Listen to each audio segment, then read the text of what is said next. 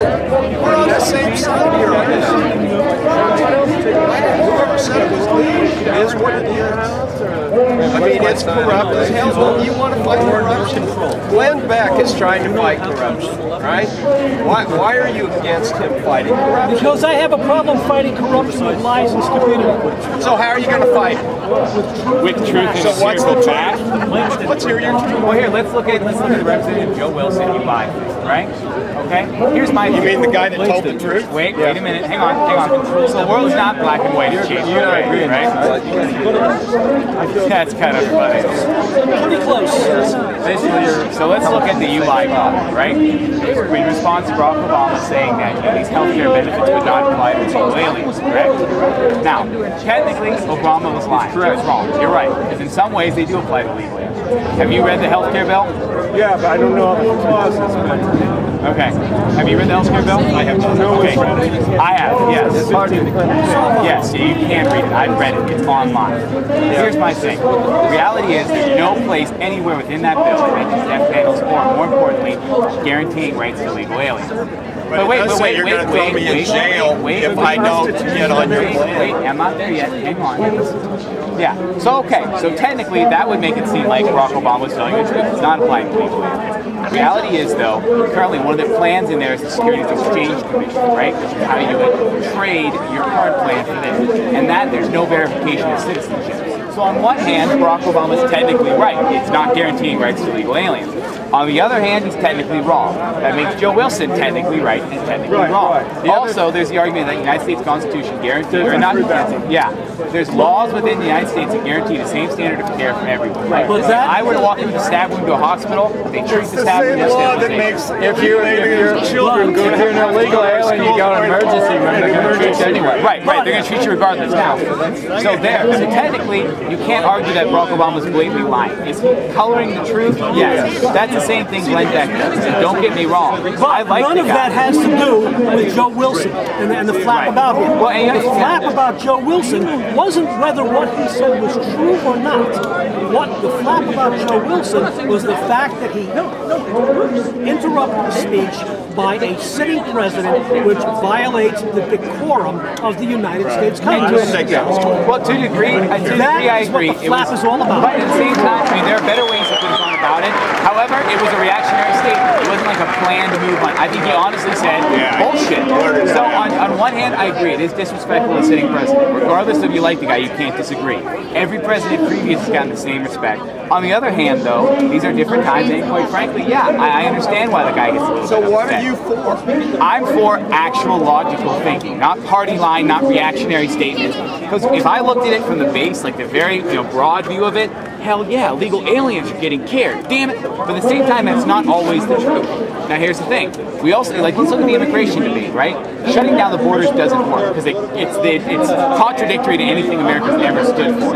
At the same time, we can't just let them flow open. America cannot sustain that. No country can. It's not saying we're weak. It's saying that there's not a nation on earth that can take an unregulated flow of illegal aliens, correct?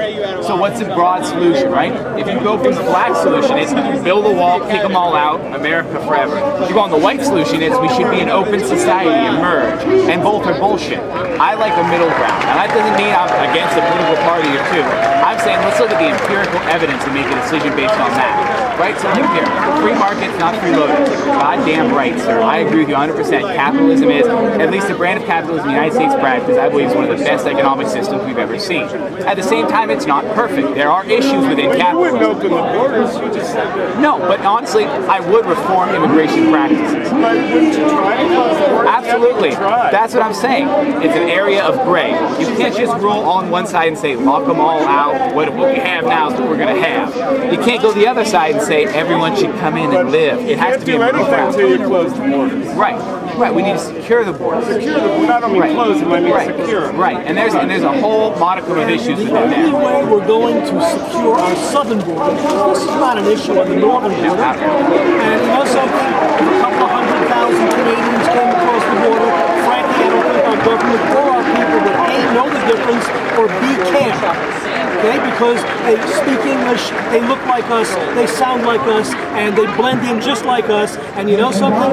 If we don't know it's dog manure, as long as we don't step in it, we don't care.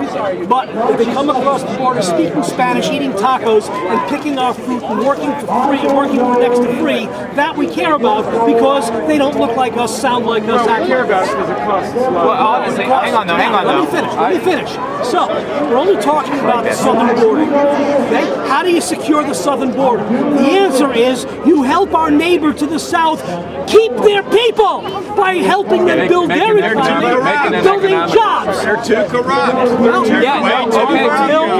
Wait a minute. Until we make it more desirable for them to stay in Mexico than it is to come here, you're not going to be able to secure that. Hang on, though. Hang on. Let's step back and let's look at this. Again, shades of gray. On the one hand, you're right. Economic reforms and support for Mexico would lessen the flow of illegal immigrants, right? On the other hand, though, we can't build another nation. That's not our responsibility. We can't build a wall long enough or high enough. Oh, right. Hang on, though. Every nation is inherently self-interested. So looking at this situation, again, we have shades of gray. On the one hand, you want to help Mexico, and there are a lot of reforms we can do for that. On the other hand, Mexico's got to take some responsibility and help itself. So let's look at it. In securing our borders, you can't just build a wall. That is not a solution. We could build the greatest wall of China, the wall of America, but you know what? That still wouldn't keep them out. Build a 50-foot wall, somebody will build a 51-foot ladder. Right, exactly. At the same time, though, that's not a bad measure.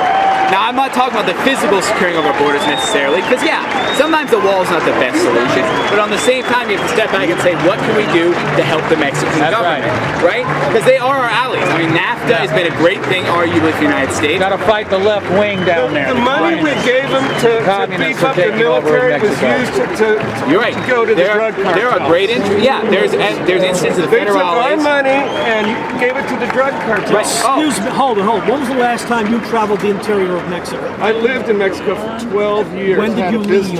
When did you leave? Oh, I haven't been back since '94. Okay, well, since then, the money that we've been given is going to go into the army to fight the drug cartel. I've been in Cancun. I've been in Acapulco. I've been in Tijuana. I've been in Guadalajara. I've seen the Mexican soldiers with their AKs all over the place. I've seen checkpoints every 5 or 6 miles. He's got a point. That's what we want up here with Obama and his No, that's armies. what they're doing to fight the drug cartels in their country. Here's the thing. So we have to We look don't at. want the drug cartels coming up here, so we have to do that stuff. They're up in Phoenix kidnapping 40% of the illegals are criminals.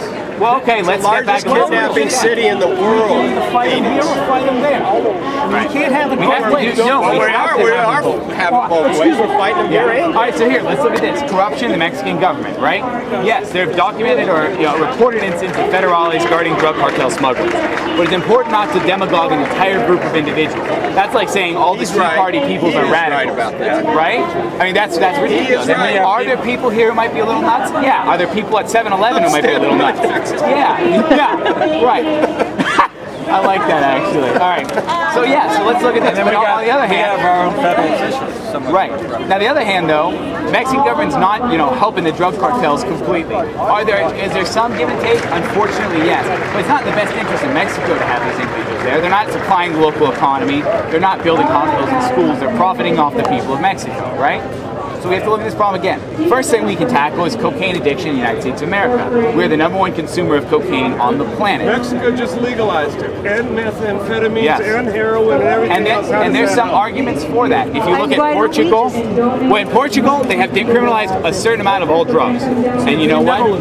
Yeah, exactly. So in some degree, I agree, some degree I disagree. Because we're pouring money down the drain, it's not doing anything. Right. Well, if you look at it, let's look at, I think we need to look at the realistic problems of a drug and the realistic benefits or, acceptable use of a drug. Marijuana, not a problem. Then you're just giving up. I know people. What do you mean acceptable? Well, let's look at alcohol as a drug. We have the freedom to choose what we want. To a degree, yes. Our own bodies. To a degree, but you also have to look at the effect on the other people. Yeah, Here's the thing. Children. I had to deal with this. Oh, no. Children, alcoholics. You don't. Oh no, and I agree. Children are still going to get it illegally. No, but I mean, when you make a choice on your body and you have children, they get a affected by it. Right, and let's step back and let's look at your choice argument, right? We have to look at, you know, my favorite saying in regards to the rights is, the right to swing my fist ends where your face begins. That's it. I can do this all day until I hit great somebody. debate. Thank you very much. It was really fun. So let's look at this, you know, the issue of drugs, and look at the physiology behind drugs, not just the reefer madness. But you're hurting yourself. Right, but also, people around do you know what PCP is?